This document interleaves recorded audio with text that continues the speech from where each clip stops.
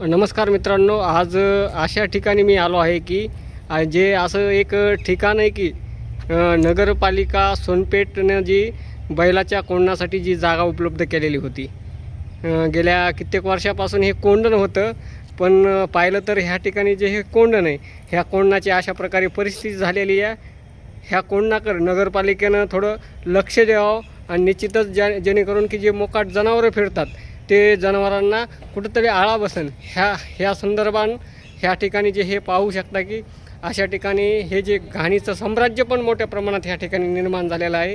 तर नगरपालिकेच्या स्वच्छता कर्मचाऱ्यांनी ह्याकडे येऊन थोडं लक्ष दिलं पाहिजे. आणि जी कोंडणाची जागा होती, ही कोंडणाची बैलाच्या कोंडणाची ही जागा आहे आणि इथनं हे रस्ता होता. हे जे पाहू शकता का, हे इथून जे जाणार आहे, येणारा आणि जाणारा हे रस्ता होता आणि पहिला इथं गेट होता, पण आता ह्या ठिकाणी आपल्याला पाहायला मिळत नाही आहे.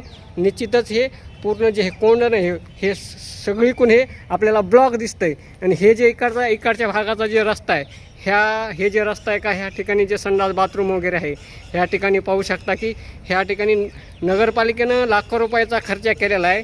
आणि ह्या ठिकाणी जे संडास बाथरूम जे उभारणा केलेली आहे, तर ह्या ठिकाणी पाहू शकता की अशा प्रकारे कचऱ्याचं साम्राज्य निर्माण झालं आहे. तरी पण नगरपालिकेनं ह्याकडे लक्ष दिलं पाहिजे आणि सोनपेठ शहर आपलं स्वच्छ सोनपेठ आणि सुंदर शहर कसं आपल्याला पाहायला मिळालं पाहिजे, ह्याकडे पण लक्ष वेधलं पाहिजे. ह्या ठिकाणी जर पाहिलं तर मोठ्या प्रमाणात हे घाणीचं साम्राज्य निर्माण झालेलं आहे. आणि ह्या ठिकाणी व्यापारी बांधव मोठ्या प्रमाणात ह्या ठिकाणी जे स्वच्छासाठी किंवा लघुशंकासाठी येतात. तर ह्या ठिकाणी जर पाहिलं तर ह्या ठिकाणी पाहू शकता की किती मोठ्या प्रमाणात खूपच घाण झालेली आहे.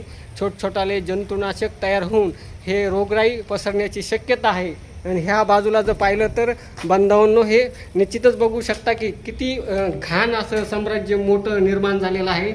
ह्या आतमध्ये कोणी जाऊ बी शकत नाही आणि कोणी आहे ना लघवी करू शकत नाही आणि कोणी टॉयलेटला पण जाऊ शकत नाही. तर ह्याकडे नगरपालिकेनं लक्ष दिलं पाहिजे. हे जे घाणीचं साम्राज्य मोठ्या प्रमाणात आपल्याला पाहायला मिळत आहे. तर बांधवांनो, निश्चितच ह्या ठिकाणी इकडं बाथरूम असताना ह्या ठिकाणी जे काही बांधव ह्या ठिकाणी बाजूला लघवी करत आहेत, ह्या लोकांना पण कुठंतरी आळा बसला पाहिजे.